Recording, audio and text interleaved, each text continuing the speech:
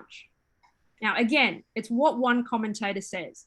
The exact figure, it doesn't really matter that much. The idea that Jesus is trying to give is that the amount was far too much for anyone to repay. So thinking about that, the fact that this is too much to repay, right. It seems pretty hard when you look at the rest of the story. It says he was not able to pay his master. His master commanded that he be sold with his wife and children and all that he had, and that payment be made. The servant fell down before him, saying, Master, have patience with me, and I will pay you all. Now, we've just said that the amount that he owes is huge. It's impossible to repay. But he still makes this promise. He says, just bear with me, and I'll still pay it back. Have patience with me. I will pay you all. Verse 27 says, Then the master of that servant was moved with compassion, released him, and forgave the debt. The master shows him compassion. He's like, look at the amount of money you owe. It's like he knows how much money is owed, and he knows that it's impossible for the servant to repay it. He has compassion. It says he forgives him the debt. Or another way of seeing it is he cancels the debt. So he cancels it. He says, you don't owe me anything more. It's done. It's gone away. Don't worry.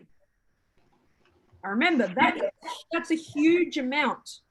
A huge amount he couldn't repay, and the master has compassion on him. But this servant doesn't act like someone who's been forgiven. Because in verse 28 it says, But that servant went out, found one of his fellow servants who owed him 100 denarii. He laid hands on him, took him by the throat, saying, Pay me what you owe. 100 denarii is nothing in comparison to what he owes. It's not even like 1%. He was just forgiven by the king for a huge amount of money that he could never pay back. This other fellow servant, right, owes a small amount of money. But the way that he treats him, he grabs him by the throat and he's like, if you don't pay, I'm going to punish you.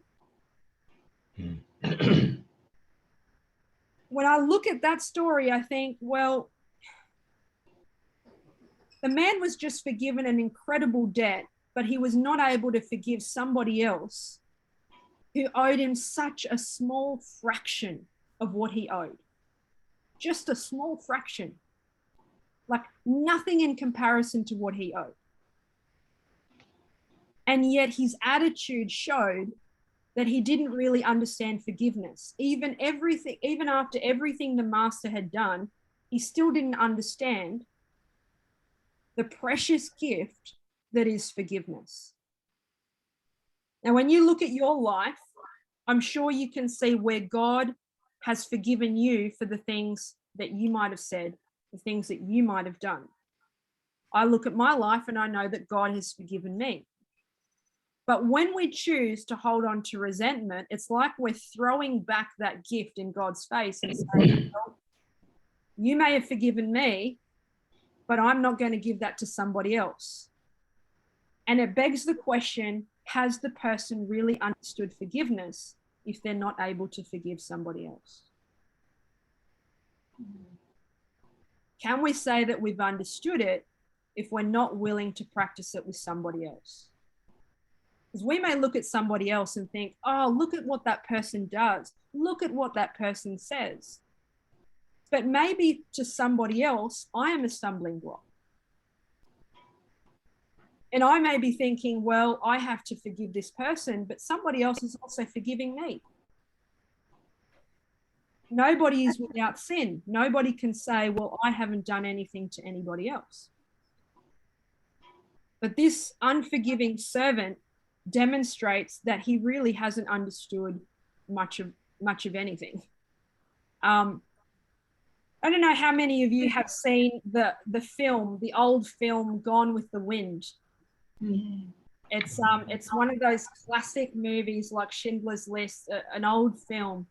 And if you've ever seen it, there's a character by the name of Scarlett, and she's quite spoilt and everything, and doesn't really have good relationships with other people. And at one point, she does something that's wrong, and another character confronts her and says, you've done this wrong, and she can't worm her way out of the situation. And he basically says to her, you're like the thief who's sorry, but not sorry for what they've done. They're just sorry they got caught. You're sorry not for what you've done. You're just sorry that you got caught. And there's a very big difference between sorry because I got found out, or sorry that I really feel bad for what I've done and I'm asking somebody else to forgive me. Saying sorry is a hard thing. And it really means putting our ego aside, because saying sorry takes strength of character to admit that we've done something wrong, to ask for forgiveness from other people. And yet the message in this parable is very clear. You have been forgiven much, so you also have to forgive much. You're also being asked to forgive much for everything that you have received. And I also think, well, that's something that we need to think about in our relationships with other people. Who do we need to forgive? And who might need to forgive us for what we do to other people? And that's important as well to think about, that it goes both ways. I forgive others, and others are also forgiving me. Think about that for your own life. Who are the people in your life that maybe you need to be reconciled with? Who do I need to be reconciled with? Because that's the message. In verse 29, it says, so his fellow servant fell down at his feet and begged him, saying, have patience with me, and I will pay you all. If you look at verse 29 and you look back to the earlier in the piece, his second servant is saying the exact same thing as the unforgiving servant. In verse 26, the first servant says, Master, have patience with me, and I will pay you all. And in verse 29, this fellow servant says, have patience with me, and I will pay you all. When he heard those words, it should have been a reminder of his conversation that he just had with the king. Wait a minute, I've heard these words. Where did I hear them? Oh, they came out of my mouth. A fellow servant. And this is the really interesting thing. In the first situation, you have a king and a servant. In the second situation, you have two servants. The first relationship, the servant is under the king. But in the second one, it's a relationship of equality. No servant is greater than the other. They're at the same level. So neither servant can say, I haven't done anything wrong, because they both owe money. This is not an innocent party forgiving a guilty party. Both have been guilty. So in reality, when he hears these words, he should be thinking, oh, this was me a moment ago. This was me 5 minutes ago.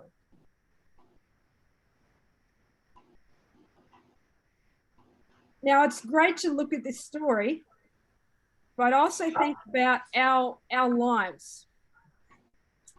When I was growing up and I was going to church, at one particular church where I was at, I went to church that day, and I remember the pastor who was there who was preaching, and I can't remember exactly his sermon, but he said something that people didn't agree with. And so there were a few people who got upset. They stood up and they walked out of church. And I looked at that situation. I thought, wow, here we have a number of, grown adults.